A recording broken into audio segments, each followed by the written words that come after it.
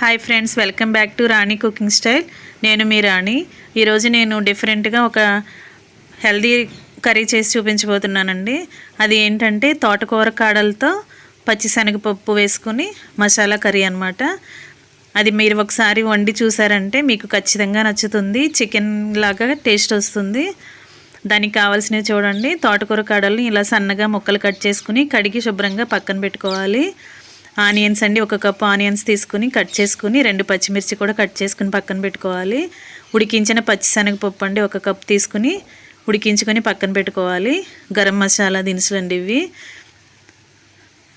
గరం మసాలా అండి, గసగసాలు, దాల్చిన చెక్క, లవంగాలు 2-3 లవంగాలు, కొంచెం జీలకర్ర, కొన్ని ధనియాలు, కొన్ని మిరియాలు, 1 టీ స్పూన్ ధనియాలు, 1 అర టీ స్పూన్ మిరియాలు, అల్లం వెల్లుల్లి, టేస్ట్కి సరిపడా సాల్ట్ అండ్ టేస్ట్కి సరిపడా కారం.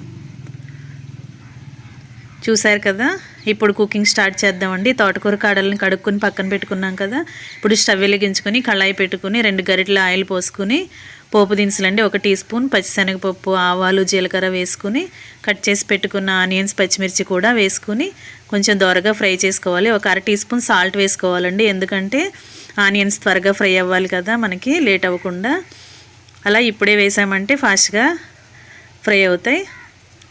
ఇప్పుడు అల్లం వెల్లుల్లి చూపించాను కదా, దాన్ని మెత్తగా గ్రైండ్ చేసుకుని 1 టీ స్పూన్ అల్లం వెల్లుల్లి పేస్ట్ వేసుకుని ఫ్రై చేసుకోవాలి. ఇప్పుడు తోటకూర కాడలు ముక్కలు ఉన్నాయి కదా, వాటిని కడుక్కొని పక్కనకి పెట్టుకున్నాం కదా, వాటిని కూడా ఆనియన్స్లో వేసుకుని ఆ కర్రీకి సరిపడా సాల్ట్ అండి 1 టీ స్పూన్ సాల్ట్ వేసుకుని బాగా మగ్గించుకోవాలి.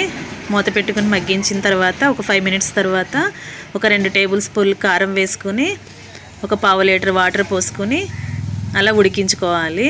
కొంచెం సేపు మూత పెట్టుకుని ఉడికించుకుందామండి. నా ఛానల్ని కనుక మీరు ఫస్ట్ టైం చూస్తున్నట్లయితే తప్పకుండా సబ్స్క్రైబ్ చేసుకోండి ఫ్రెండ్స్. వీడియో కింద నా ఫోటో పక్కనే రెడ్ కలర్లో సబ్స్క్రైబ్ ఆప్షన్ ఉంటుంది కదా, దానిని టచ్ చేసి బెల్ ఐకాన్ని యాక్టివేట్ చేశారంటే నేను వీడియో పెట్టిన వెంటనే మీ ఫోన్కి నోటిఫికేషన్ వస్తుంది. ఇప్పుడు గరం మసాలా దినుసులు చూపించాను కదా, ధనియాలు, లవంగాలు, దాల్చిన చెక్క, కొన్ని గసగసాలు, అనాస పువ్వు, చిన్న అనాస పువ్వు, అవి పౌడర్ చేసుకుని ఆ కర్రీలో వేసేసుకోవాలండి. ఇప్పుడు పచ్చిశనగపప్పు ఈ టైంలో వేసుకోవాలండి. మీరు కొంతమంది ముందే వేసేస్తారు కదా, అప్పుడు ఆ బద్దలు మొత్తం కర్రీలో కలిసిపోయి కూర అంతా పాడైపోతుంది, అంత టేస్ట్ ఉండదు. అందుకే ఇలా మసాలా వేసుకున్నప్పుడు లాస్ట్లో కొంచెం సేపు ఉడికిన తర్వాత లాస్ట్లో ఇలా శనగపప్పులు కలుపుకున్నామంటే ఆ కర్రీ చూడటానికి అందంగా ఉంటుంది అండ్ టేస్ట్ కూడా చాలా అంటే చాలా బాగుంటుంది.